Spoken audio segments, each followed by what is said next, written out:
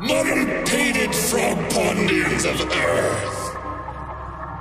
Nevermore shall you spend your bleak, bewitching hours limply and laboriously reading your dusty old books in hope of forgetting your lost loves. Nevermore shall you be awakened at inopportune times by strangers knocking at the entryways to your domiciles. Nevermore shall you be frightened by the rustling of your stupid purple curtains, for we are going to destroy your world. But first, you will be subjected to scary noises!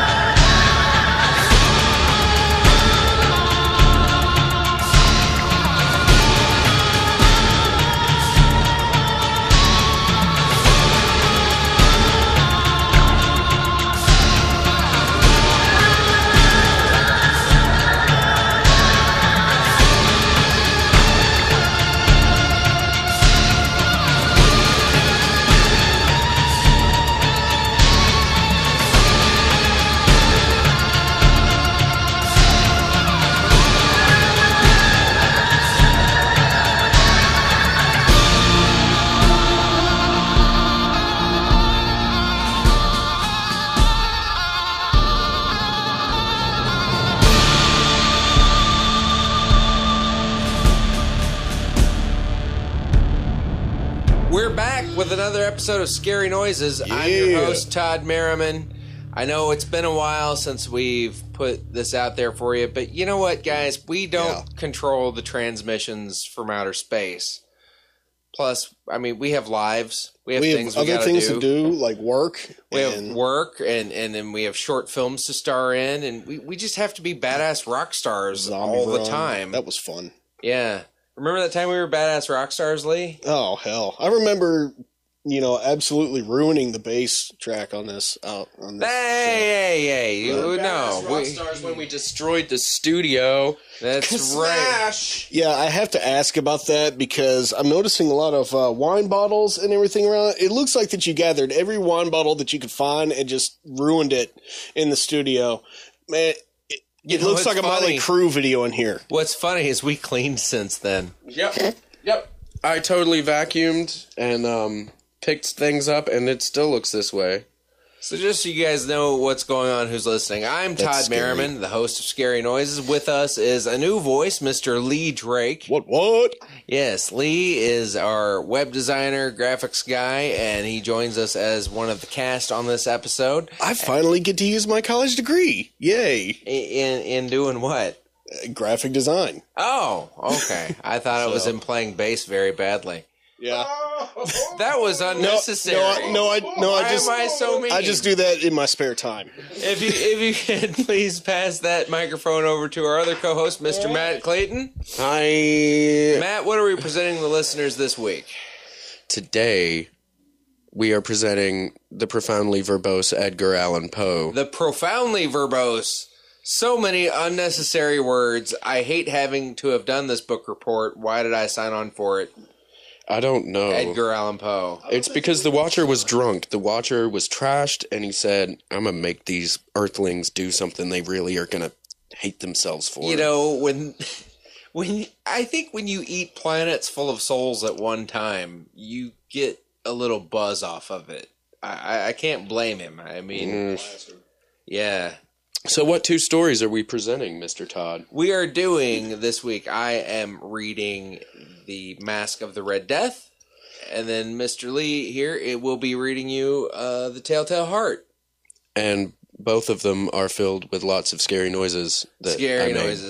And that's what we do here collectively. And sort of over-the-top verbiage. Lots of over-the-top verbiage. But, you know, I think it's getting ready to be time that we... Shut up!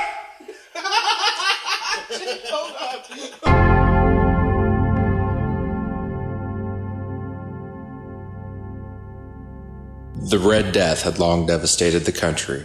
No pestilence had ever been so fatal or so hideous. Blood was its avatar and its seal. The redness and the horror of blood. There were sharp pains and sudden dizziness, and then profuse bleeding at the pores, with dissolution. The scarlet stains upon the body, and especially upon the face of the victim, were the pest ban which shut him out from the aid and from the sympathy of his fellow men. And the whole seizure, progress, and termination of the disease were the incidents of half an hour. But the Prince Prospero was happy and dauntless and sagacious. When his dominions were half depopulated, he summoned to his presence 1,000 hale and light-hearted friends from among the knights and dames of his court, and with these retired to the deep seclusion of one of his castellated abbeys. This was an extensive and magnificent structure, the creation of the prince's own eccentric yet august taste. A strong and lofty wall girdled it in. This wall had gates of iron. The courtiers, having entered, brought furnaces and massy hammers and welded the bolts. They resolved to leave means neither of ingress or egress to the sudden impulses of despair or frenzy from within. The abbey was amply provisioned. With such precautions, the courtiers might bid defiance to contagion. The external world could take care of itself. In the meantime, it was folly to grieve or to think. The prince had provisioned all the appliances of pleasure.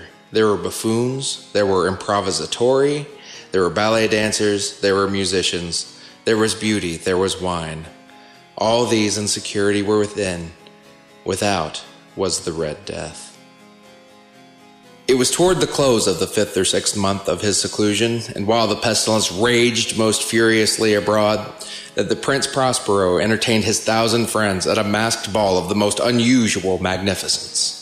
It was a voluptuous scene, that masquerade, but first let me tell of the rooms in which it was held. There were 7, an imperial suite.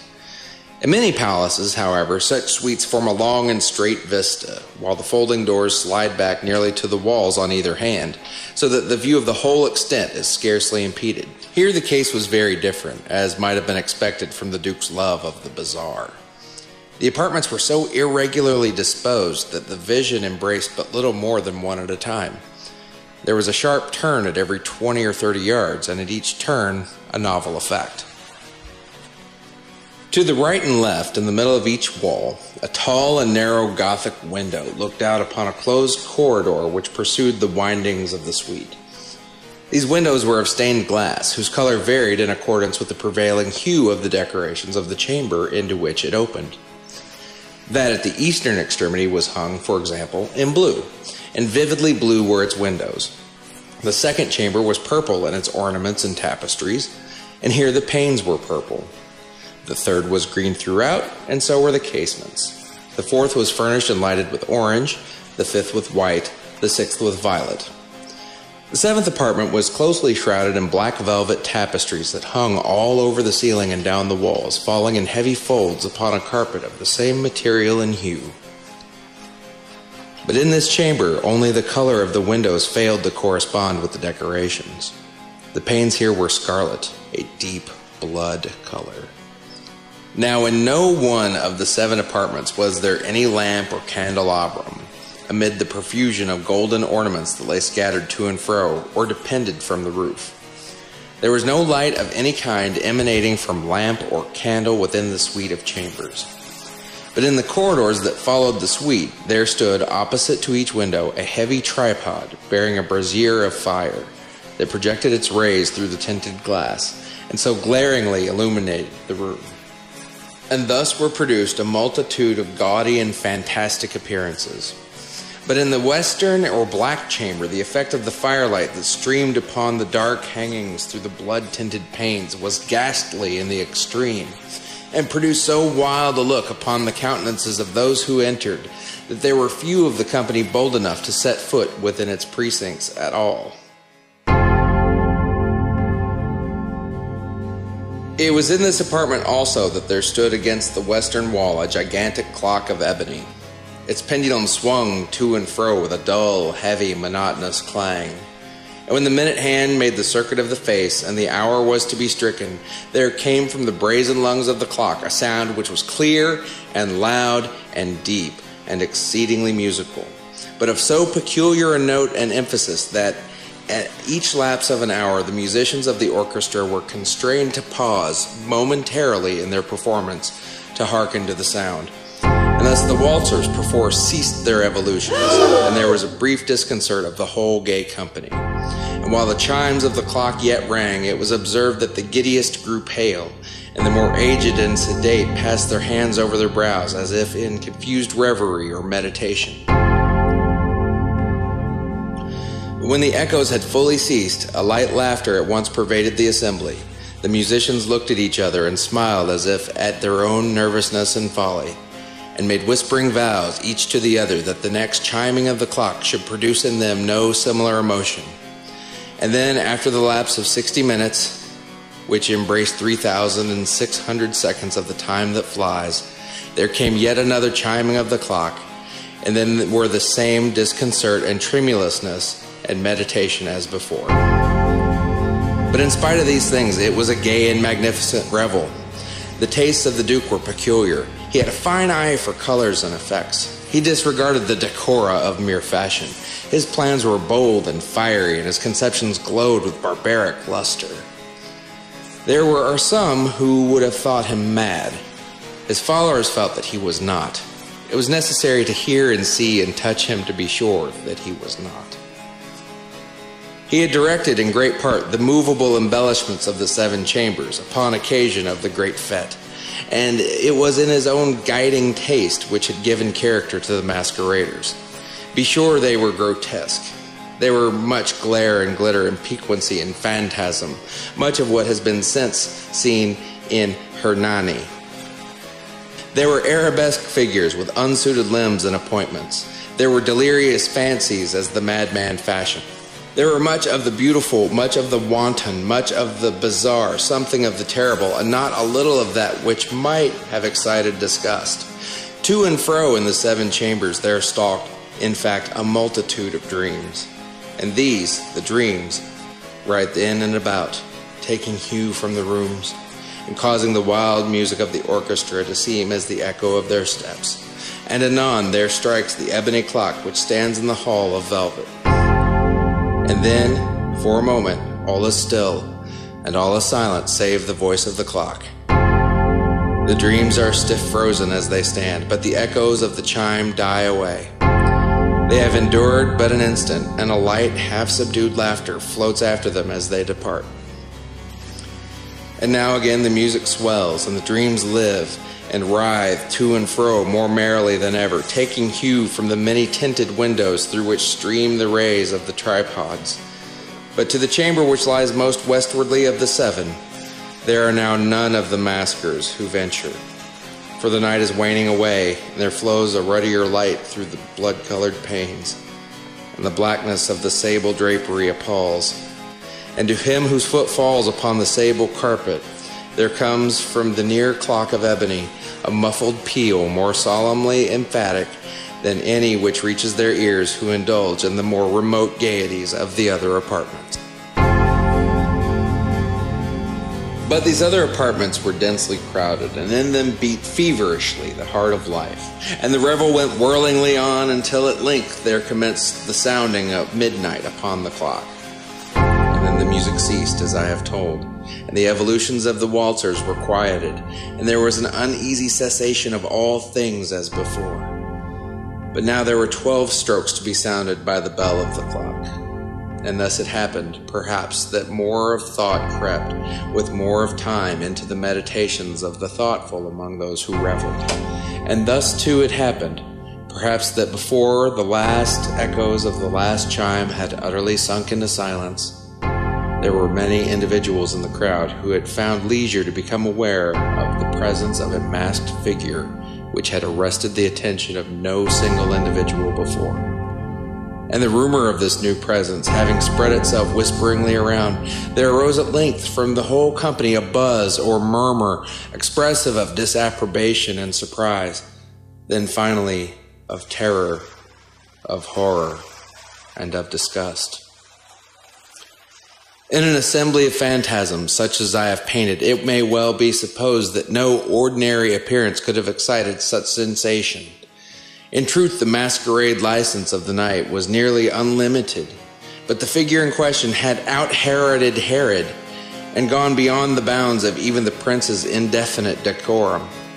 There are chords in the heart of the most reckless which cannot be touched without emotion. Even with the utterly lost, to whom life and death are equally jests, there are matters of which no jests can be made. The whole company indeed seemed now deeply to feel that in the costume and bearing of the stranger neither wit nor propriety existed. The figure was tall and gaunt and shrouded from head to foot in the habiliments of the grave. The mask which concealed the visage was made so nearly to resemble the countenance of a stiffened corpse that the closest scrutiny must have had difficulty in detecting the cheat. And yet all this might have been endured, if not approved, by the mad revelers around, but the mummer had gone so far as to assume the type of the Red Death. His vesture was dabbled in blood, and his broad brow, with all the features of the face, was besprinkled with the scarlet horror. When the eyes of Prince Prospero fell upon the spectral image, which, with a slow and solemn movement, as if more fully to sustain its role, stalked to and fro among the waltzers, he was seen to be convulsed in the first moment with a strong shudder either of terror or distaste, but in the next his brow reddened with rage. "Who dares?" he demanded hoarsely of the courtiers who stood near him. "Who dares insult us with this blasphemous mockery? Seize him and unmask him, that we may know whom we have to hang at sunrise from the battlements." It was in the eastern or blue chamber in which stood the Prince Prospero as he uttered these words. They rang throughout the 7 rooms loudly and clearly, for the prince was a bold and robust man, and the music had become hushed at the waving of his hand. It was in the blue room where stood the prince with a group of pale courtiers by his side. At first, as he spoke, there was a slight rushing movement of this group in the direction of the intruder, who, at the moment, was also near at hand, and now, with deliberate and stately step, made closer approach to the speaker.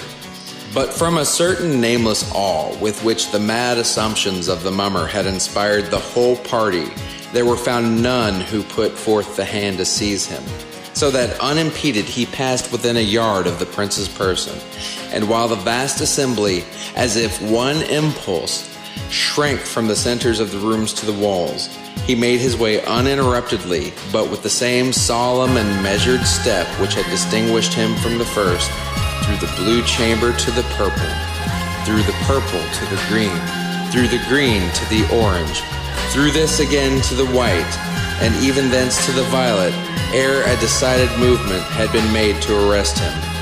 It was then, however, that the Prince Prospero, maddened with rage and the shame of his own momentary cowardice, rushed hurriedly through the 6 chambers, while none followed him on account of a deadly terror that had seized upon all. He bore aloft a drawn dagger and had approached in rapid impetuosity to within 3 or 4 feet of the retreating figure, when the latter, having attained the extremity of the velvet apartment, turned suddenly and confronted his pursuer. There was a sharp cry, and the dagger dropped gleaming upon the sable carpet, upon which instantly afterwards fell prostrate in death the Prince Prospero. Then, summoning the wild courage of despair, a throng of the revelers at once threw themselves into the black apartment, and seizing the mummer, whose tall figure stood erect and motionless within the shadow of the ebony clock, gasped in unutterable horror at finding the grave cerements and corpse-like mask which they handled with so violent a rudeness, untenanted by any tangible form. And now was acknowledged the presence of the Red Death. He had come like a thief in the night, and one by one dropped the revelers in the blood-bedewed halls of their revel, and died each in the despairing posture of his fall. And the life of the ebony clock went out with that of the last of the gay, and the flames of the tripods expired, and darkness and decay, and the Red Death held illimitable dominion over all.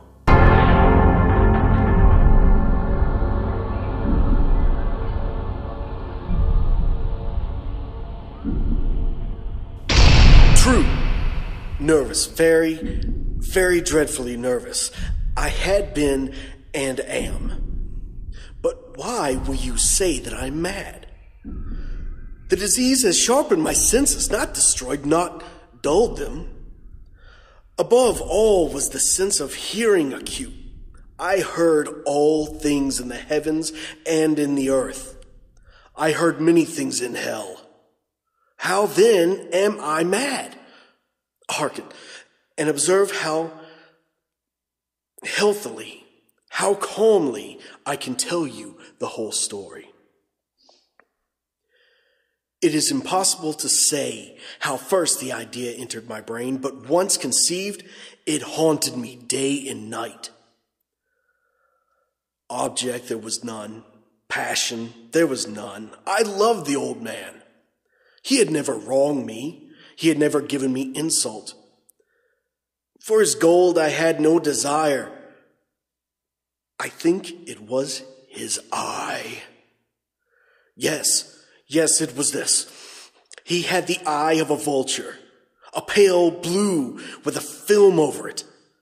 Whenever it fell upon me, my blood ran cold.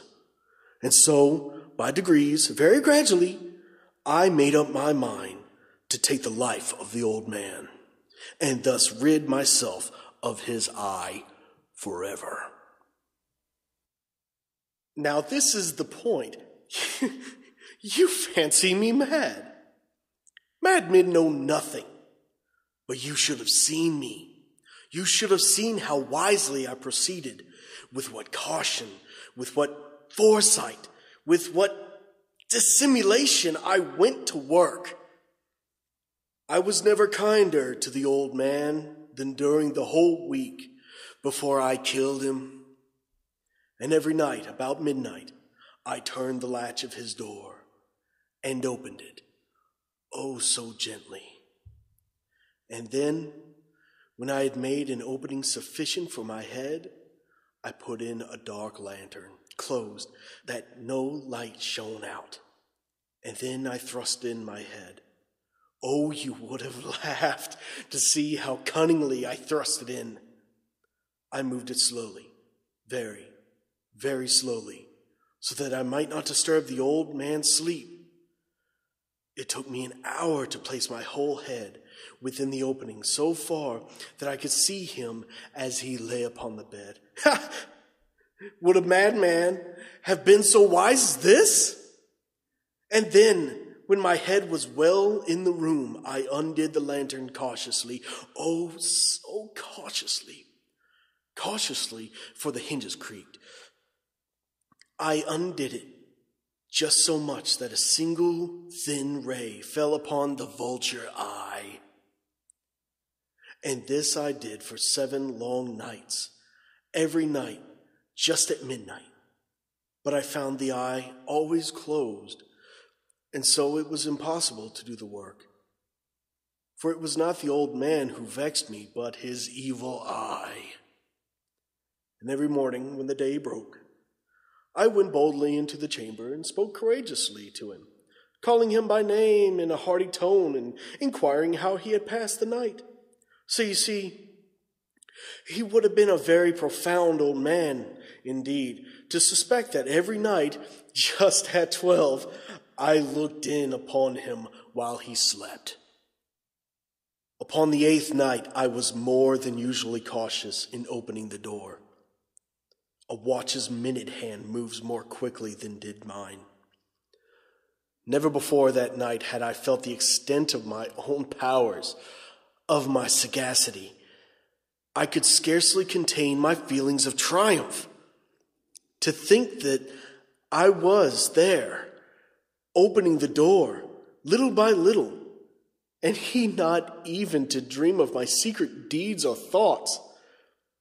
I fairly chuckled at the idea, and perhaps he heard me, for he moved on the bed suddenly, as if startled.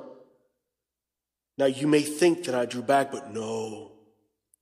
His room was as black as pitch with a thick darkness, for the shutters were close fastened through fear of robbers. And so I knew that he could not see the opening of the door, and I kept pushing it on steadily. I had my head in and was about to open the lantern when my thumb slipped upon the thin fastening and the old man sprang up in bed crying out, "Who's there?" I kept quite still and said nothing. For a whole hour I did not move a muscle, and in the meantime I did not hear him lie down. He was still sitting up in the bed listening, just as I have done night after night, hearkening to the death watches in the wall. Presently, I heard a slight groan, and I knew it was the groan of mortal terror. It was not a groan of pain or grief, oh no. It was the slow, low, stifled sound that arises from the bottom of the soul when overcharged with awe. I knew the sound well. Many a night, just at midnight, when all the world slept, it has welled up from my own bosom, deepening with its dreadful echo the terrors that distracted me. I say I knew it well. I knew what the old man felt, and I pitied him, although I chuckled at heart. I knew that he had been lying awake ever since the first slight noise, when he turned in the bed. His fears had been ever since growing upon him. He had been trying to fancy them causeless, but could not. He had been saying to himself, "It is nothing but the wind in the chimney. It is only a mouse crossing the floor." Or, "It is merely a cricket which had made a single chirp." yes, he had been trying to comfort himself with these suppositions, but he found all in vain. All in vain, because death, in approaching him, had stalked with his black shadow before him and enveloped the victim. And it was the mournful influence of the unperceived shadow that caused him to feel, although he never saw nor heard, to feel the presence of my head within the room. When I had waited a long time, very patiently, without hearing him lie down, I resolved to open a very, very little crevice in the lantern. So I opened it. You cannot imagine how stealthily, until at length a simple dim ray, like the thread of a spider, shot out from the crevice and fell upon the vulture eye. It was open, wide open, and I grew furious as I gazed upon it. I saw it with perfect distinctness, all ablue with a hideous veil over it that chilled the very marrow in my bones. But I could see nothing else of the old man's face or person, for I had directed the ray, as if by instinct, precisely upon that damned spot. And I have not told you that what you mistake for madness is but over-acuteness of the sense? Now I say, there came to my ears a low, dull, quick sound, such as a watch makes when covered in cotton. I knew that sound well, too. It was the beating of the old man's heart. It increased my fury, as the beating of a drum stimulates the soldier into courage. But even yet I refrained and I kept still. I scarcely breathed. I held the lantern motionless. I tried how steadily I could maintain the ray upon the eye. Meantime, the hellish tattoo of the heart increased. It grew quicker and quicker and louder every instant. The old man's terror must have been extreme. It grew louder, I say, louder every moment. Do you mark me well? I have told you that I am nervous, so I am. And now, at the dead hour of the night, amid the dreadful silence of that old house, so strange a noise as this excited me to uncontrollable terror. Yet for some minutes longer I refrained and stood still. But the beating grew louder and louder. I thought the heart must burst. And now a new anxiety seized me, and the sound would be heard by a neighbor. The old man's hour had come. With a loud yell, I threw open the lantern and leapt into the room. He shrieked once only. In an instant, I dragged him to the floor and pulled the heavy bed over him. I then smiled gaily to find the deed so far done. But for many minutes, the heart beat on with a muffled sound. This, however, did not vex me. It would not be heard through the wall. At length, it ceased. The old man was dead. I removed the bed and examined the corpse. Yes, he was stone dead. I placed my hand upon the heart and held it there many minutes. There was no pulsation. He was stone dead. His eye would trouble me no more. If you still think me mad, would you think so no longer when I describe the wise precautions I took for the concealment of the body? The night waned, and I worked hastily, but in silence.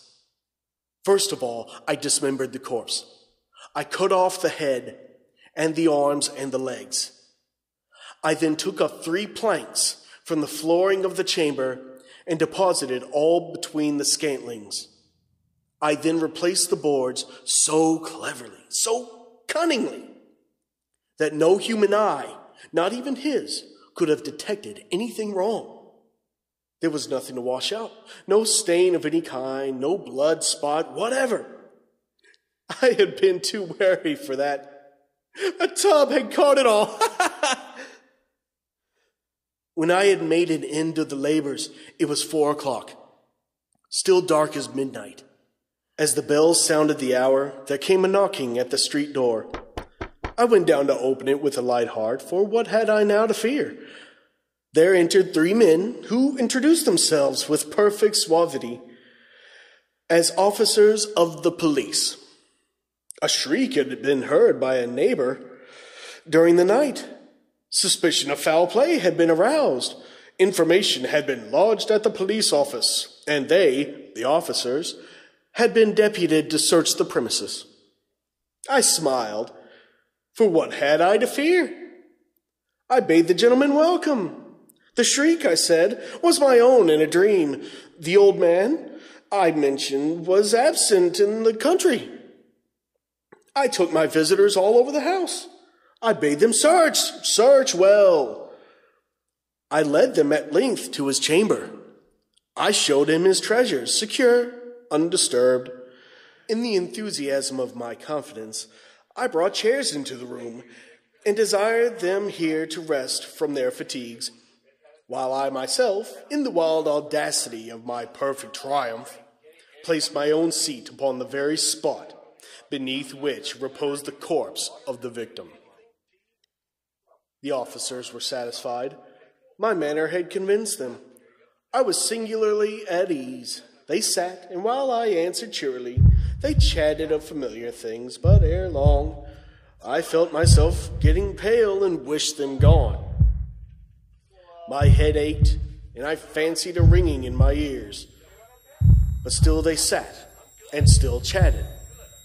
The ringing became more distinct. It continued, and became more distinct. I talked more freely to get rid of the feeling, but it continued, and gained definiteness, until at length I found that the noise was not within my ears. No doubt I now grew very pale, but I talked more fluently and with a heightened voice, yet the sound increased. And what could I do? It was a low, dull, quick sound, such a sound as a watch makes when enveloped in cotton. I gasped for breath, and yet the officers heard it not. I talked more quickly, more vehemently, but the noise steadily increased. I arose and argued about trifles in a high key and with violent gesticulations, but the noise steadily increased. Why would they not be gone? I paced the floor to and fro with heavy strides as if excited to fury by the observations of the men. but the noise steadily increased. Oh, God, what could I do? I foamed, I raved, I swore. I swung the chair upon which I had been sitting and grated it upon the floor. But the noise arose over all and continually increased. It grew louder, louder, louder. And still the men chatted pleasantly and smiled. Was it possible they heard not? Almighty God, no, no. They heard, they suspected, they knew. They were making a mockery of my horror. This I thought, and this I think. But anything was better than this agony. Anything was more tolerable than this derision. I could bear those hypocritical smiles no longer. I felt that I must scream or die. And now, again, hark! Louder, louder, louder, louder! Villains, I shrieked! Dissemble no more! I admit the deed! Tear up the planks! Here! Here! It is the beating of his hideous heart!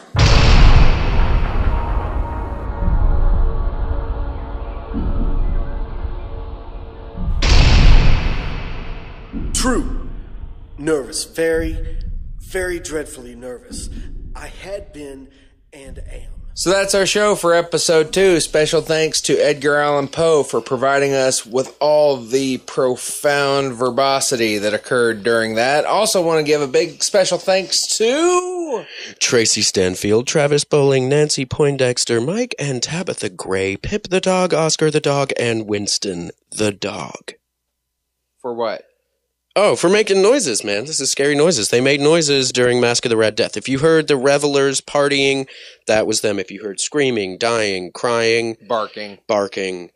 The dogs were getting down. And a special thanks to my desk for being a very convincing door. If you would like to hear the previous episode, or indeed this episode, please be sure to visit scarynoises.net. You will find them there. You can embed them on every form of social media imaginable. Do it. Do it. Embed us. You will embed us in your social media. There you could also find our store. Where? At scarynoises.net. Scarynoises.net. Scarynoises.net. If you say it 3 times, people will get, psychically inclined to do it. Okay, so anyway, there you'll find our store because honestly, this stuff gets expensive. So if you would like to show us support, you can buy a t-shirt, sticker, blah, blah, blah. Or give us a donation. Or you could give us a donation. Give us money. That is at our store. Just give us money. Or you could just follow us. It's whatever. It's whatever you want to do. No pressure, bro, but, You're so off, Mike. Yeah. Oh, whatever. Yeah. You don't need to know whatever. You could also get on Facebook and like us at fansofscarynoises.net. I'm on there constantly. You can email us at makecontact@scarynoises.net. We're also on Twitter at scary_noises. And if you got the thirst to get out and see a live show in the next coming months or so, and you think, man, Todd's funny and Matt's a really good musician, how can I see both of those the same night? You're in luck.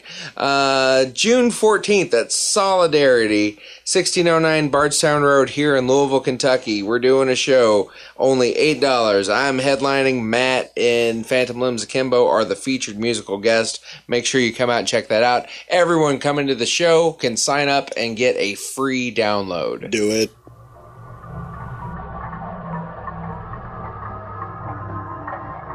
Thank you for allowing Scary Noises to occupy your consciousness. Now go, warn the others. See what good it will